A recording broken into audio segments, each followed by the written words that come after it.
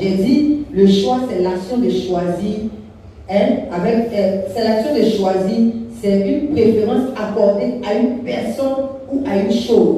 C'est-à-dire que je préfère ça, c'est mon choix. Je préfère cette chose, c'est mon choix. Amen. J'ai dit aussi, c'est ce qu'on a jugé meilleur.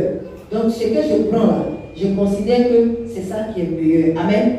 Nous devons savoir qu'en tant qu'enfants de Dieu, les choix que nous faisons quotidiennement déterminent la suite de notre vie ou bien la suite de notre destin. Donc, quelqu'un qui va choisir soit une épouse, soit un époux, s'attend que son époux ou son épouse soit comment? Soit meilleur, la meilleure chose qu'il a jugé de prendre. Alors il va s'attendre à ce que quelque chose de bon sorte de cette relation. Alors malheur à lui si le choix qu'il a pensé être jugé bon pour lui soit un mauvais choix. C'est pourquoi je dis ce que tu choisis maintenant va déterminer ta destinée. On a vu des gens qui ont choisi soit un travail. Amen.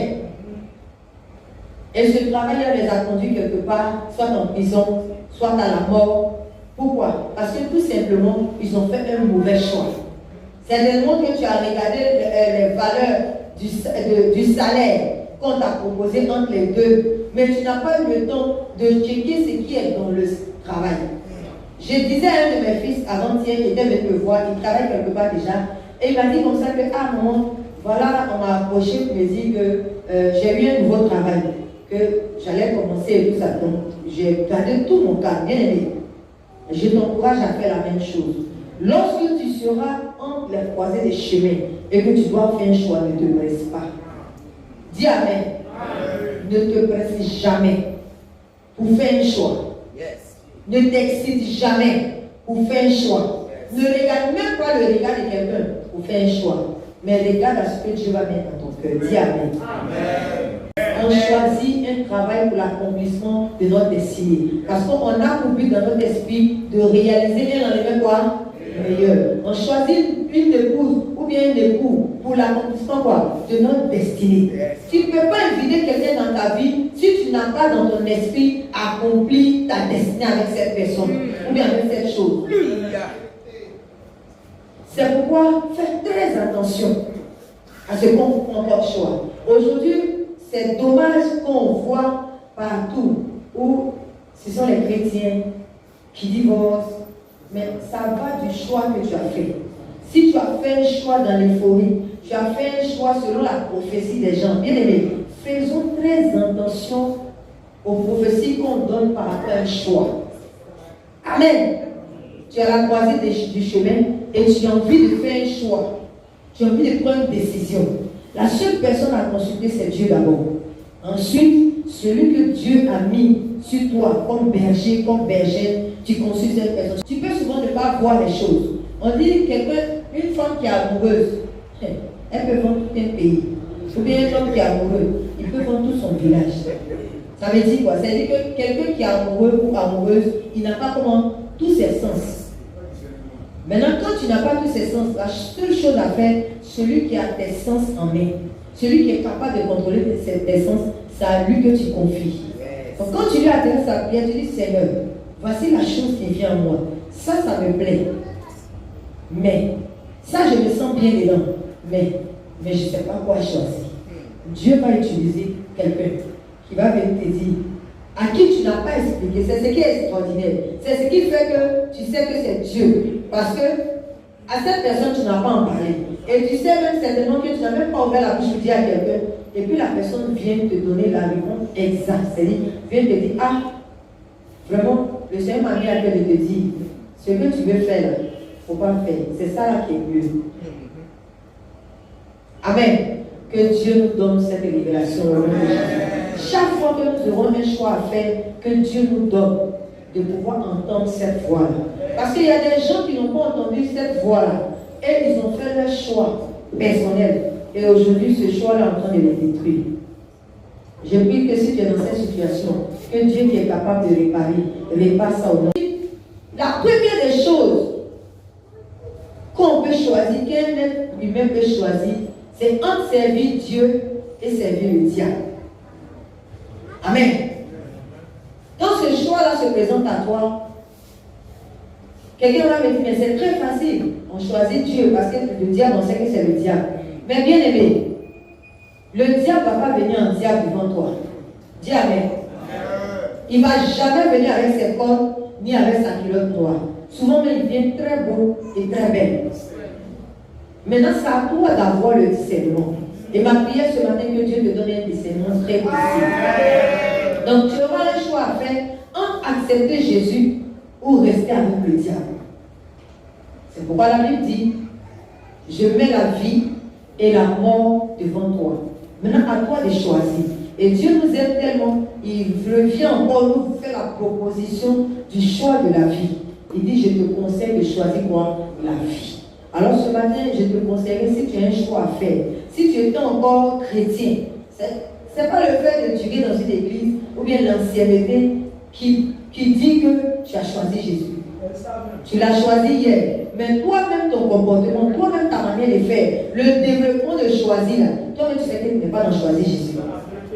Alors ce matin, si tu entends ma voix et que tu sais que tu n'es pas sur la voie de où tu as choisi Jésus, tu sais, quand tu as choisi Jésus, il y a des choses à faire. Mais quand tu es resté avec le diable, il y a des choses à faire. Mais regarde ce que tu es en train de faire. Si ça c'est mentionné quand on choisit Jésus, c'est que tu es sur la bonne voie. Mais si ce n'est pas mentionné dedans, c'est que tu as choisi le diable. Et ma prière ce matin, que Dieu te sauve des griffes du diable. Alors la deuxième chose, elle dit, c'est choisir de travailler ou de paresser. Bien aimé, je t'encourage en tant que chrétien à être un chrétien travailleur. Amen. Oui. Le travail que tu vas accomplir là va te pousser à aimer plus Dieu. Va te pousser à être plus amoureux de Dieu qu'à être un homme ou bien une femme médiocre dans la présence de Dieu. Vous savez, ceux qui ne travaillent pas, ils sont les plus jaloux. Je n'ai pas dit que ceux qui n'ont pas de travail, mais ceux qui choisissent de ne pas travailler, ils sont les plus jaloux. Pendant que les autres se mettent dehors pour aller être en activité pour travailler, eux ils disent qu'ils sont sains, ils sont dans la maison, ils sont en train de gêner, ils sont en train de prier. Mais pendant que tu es en train de gêner et prier, là, tu as prié pendant une semaine, on revient dessus, une semaine. Mais la deuxième semaine, là, soit tu vas aller travailler pour voir si ce que tu as dit dans la prière, là, si Dieu a été capable. En fait, le travail est l'action de mettre Dieu à l'épreuve pour voir si Dieu nous a exaucés. Dis Amen. Quelqu'un qui va travailler là, c'est qu'il va pouvoir ce que j'ai dit à Dieu par rapport à mon travail là, si Dieu a accompli ça. Ce que j'ai mis comme piège là, est-ce que mes pièges là vont attraper des gibiers? Si tu as décidé de travailler, entoure-toi des gens qui sont utiles. Ceux qui sont utiles, comme qui sont soit plus élevés que toi, ceux qui sont au milieu, ceux qui sont envoyés. Tu as besoin de toutes ces personnes-là autour de toi pour pouvoir réaliser ce que tu peux faire dans ton travail. Mais la seule chose que tu ne dois pas faire, ne t'entoure jamais de quelqu'un qui est paresseux. Parce que tu vas lui dire, allons ici, il va dire, il y a soleil. Tu vas dire, bouillon là, il va dire, il pleut. Il tombe des gouttes. Il faut t'entourer des gens qui sont utiles. Si tu as décidé, si tu as fait le choix de travailler, entoure-toi des gens qui sont utiles. En tant que responsable dans une communauté, il faut t'entourer des gens qui sont utiles.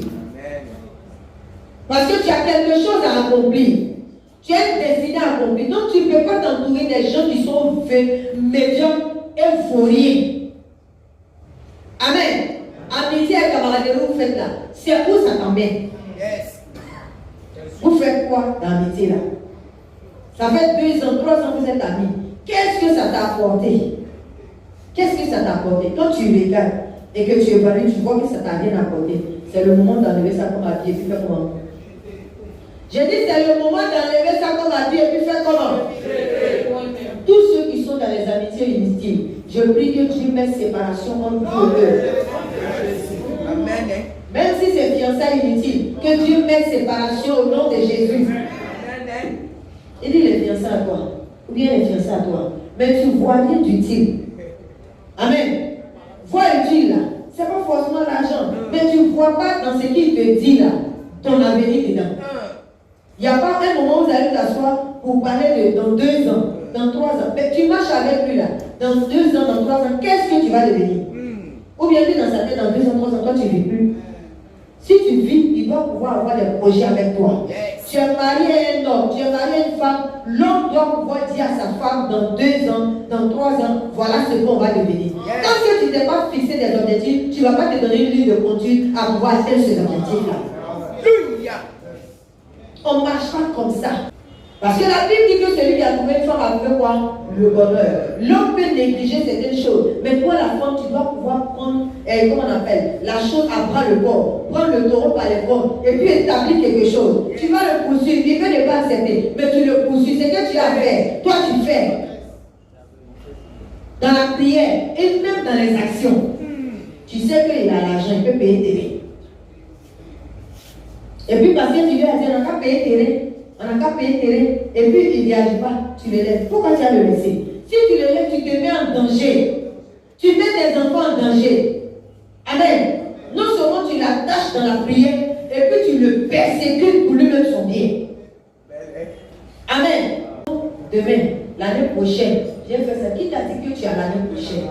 C'est que tu as là, c'est maintenant. Donc quand ton frère, ou bien ta soeur, ou bien ta femme t'encourage à faire quelque chose de bien pour toi, ne le vois pas en ennemi.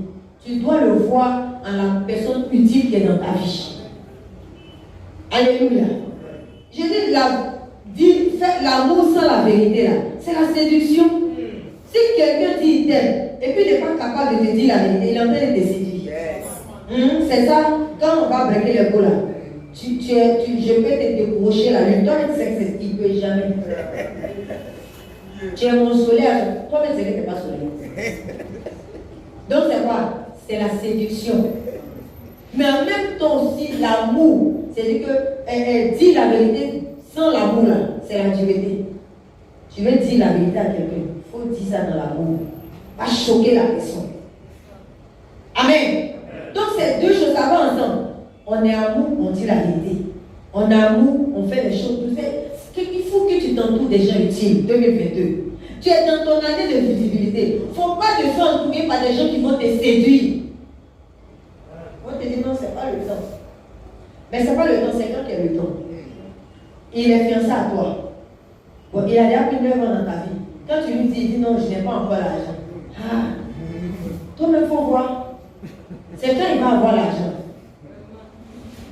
Parce que les problèmes, ça vient. Plus, quand tu avais 4 ans, c'est que tu avais un problème. Est-ce que c'est la même chose comme aujourd'hui? Non, nous tous, on a envie de devenir comme des enfants. Voilà, puis là, dans la main de sa maman, voilà. Elle va dans la main de papa, elle va dans la main de papa. Nous tous, où elle ne se soucie pas de comment elle va manger, comment elle va payer pour l'autre, ce n'est pas son problème. Et à un moment donné, quand on arrive à l'âge d'adolescence, on a envie de devenir grand, vite. Hein? Les hommes là, ils vont couper quelque chose pour coller devant, pour que ça pousse, ils collent ici. Ça n'a qu'à pousser. Les jeunes filles là, elles prennent pas bien la tâche de sa poitrine, puis elles font sa poitrine, puis elles font soutien de moment, elles collent. Parce qu'elle veut devenir quoi? Adulte, elle veut devenir une grande personne. Faut pas te blesser, ça va aller. Les enfants ne sont pas là. Ça va arriver. Mais quand ça va arriver là, tu as envie de revenir comment? Comme cet enfant là. Parce que tu étais innocent. Tu t'inquiétais de rien. Mais c'est plus possible. C'est en train de continuer. Où tu te soucies d'un enfant. Après ça devient 2 enfants. Après ça devient 3. Il y a femme qui s'ajoute. Bien aimé, on doit bien concentrer notre choix. C'est-à-dire que le choix qu'on doit faire là, on doit être précis dans le choix qu'on fait et nous entourer des gens utiles. Ou abandonner. Chrétien, tu fais le choix de quoi? De poursuivre ou bien d'abandonner? Je te pose la question. Tu fais le choix de quoi? De poursuivre ou bien d'abandonner? La première des choses, tu fais le choix de quoi? Poursuivre ta vie chrétienne ou bien d'abandonner? Poursuivre ton travail ou bien d'abandonner? Poursuivre tes projets et tes objectifs ou bien d'abandonner? On lit 1 Pierre 2, le verset 4. Bien aimé, tu fais le bon choix de poursuivre. Amen. Ne te décourage pas. C'est à la guerre comme à la guerre. Tu es tombé aujourd'hui, tu te lèves demain, tu commences encore. Amen. Fais le choix de poursuivre. Ne te décourage même pas. Ni par le dire des gens, ni par la réalité que toi-même tu vois. Parce que la réalité n'est pas la vérité. Dis Amen. Amen. Oui. La réalité que tu vois devant toi, ce n'est pas la vérité. La vérité, c'est que Dieu a un projet pour toi. Dieu va quelque part avec toi. Il dit pour toi, il n'a pas de projet de malheur. Il a des projets de bénédiction. Il a des projets de paix. Donc la réalité qui est devant toi, qui te rend confus ou confuse là, ce n'est pas la vérité. La vérité, c'est que tu as un projet pour toi. Si tu persévères, si tu décides d'avancer, tu choisis d'avancer, forcément tu vas voir la vérité que Christ a décidé de faire pour toi. Amen. Pasteur Élie, 1 Pierre 2, verset 4. 1 Pierre 2, verset 4. Approchez-vous de lui. Approchez-vous de lui. Alléluia. Si nous avons décidé d'avancer, de poursuivre, nous devons nous approcher de Dieu. Bien aimé, les gens, il y a des gens qui se découragent très facilement. Non, moi, ça ne fait pas partie du découragement. Non, non, non. Je peux être affecté, mais je ne me décourage pas. Amen. Je peux être affecté parce que je suis un être humain. Quelque chose peut m'affecter, mais dire que ça va me décourager. Ah, actuellement, on est dans l'eau là. C'est mon âge qui est pour sortir qui est là. Amen. Amen. Quand tu es dans l'eau là, tu vas retourner en bas en arrière. Ah, moi, tu as poussé la nage, tu as sorti. Tu es chrétien, mais tu n'es pas fidèle. Amen ou amen pas? Parce que la fidélité là, c'est pas forcément quand tu vas pour enlever ton calice. Tu es là, mais ton cœur n'est plus là. Tu regardes partout. Tu regardes les Américains, ils ont mis leur vie de télé-réalité sur Facebook. Toi, c'est de ça, toi, tu rêves. Et tu vois que ce que toi, tu as là, c'est rien. Hey, mon frère, ma soeur, il faut faire attention. N'abandonnez pas. Continuez. Il y a des gens, c'est le moment que tu n'es pas dans ce que tu t'es fixé comme objectif. Mais ça ne fait pas de toi un échec. Amen. Ça ne fait pas de toi un échec, ça ne fait pas de toi une femme ou un homme qui a échoué dans sa vie. Non. C'est quelque part où tu es en train de passer. C'est quelque chose qui doit être mentionné dans ton témoignage. Et ça, tu ne dois pas refuser. Amen. La plupart des grands hommes, ils ont un témoignage. Amen. Ceux qui sont devenus puissants, qui sont devenus grands aujourd'hui, qu'on veut ressembler, ils ont tous un témoignage. Et le témoignage vient quoi? Quand le témoignage vient après une épreuve. C'est après une épreuve que quelqu'un peut dire, oui, je vais rendre témoignage parce que je suis passé par ici.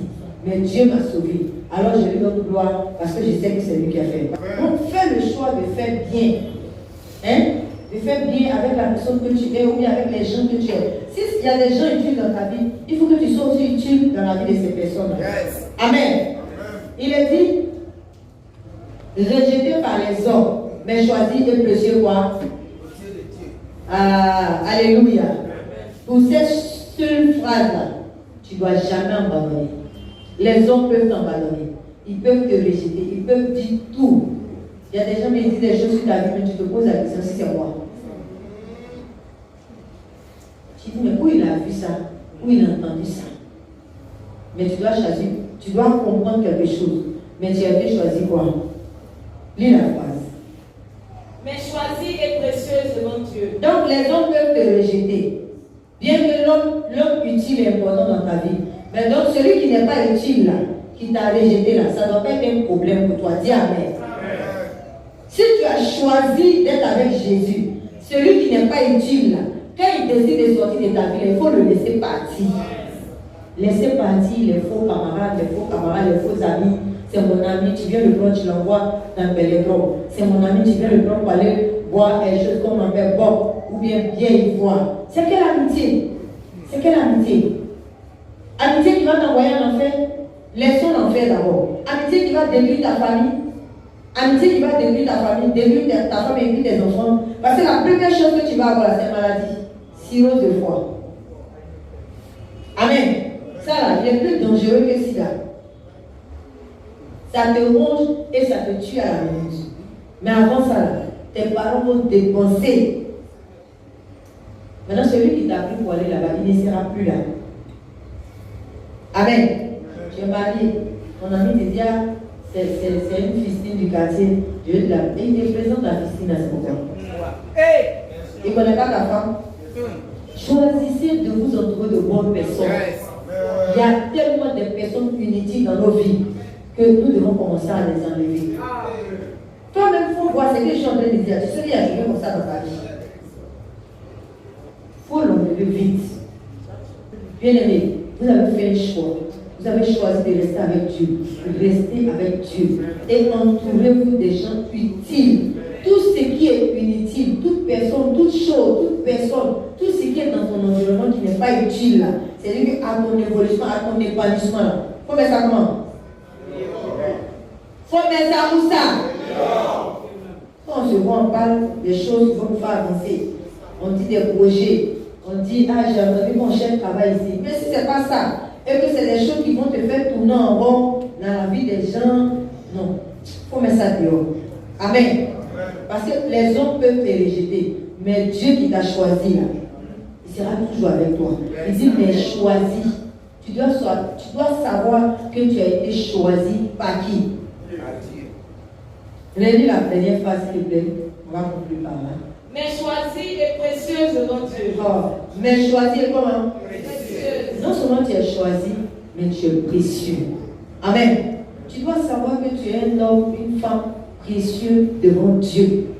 Et pour ça, là, pour la valeur que tu es là, tu dois te garder. Amen.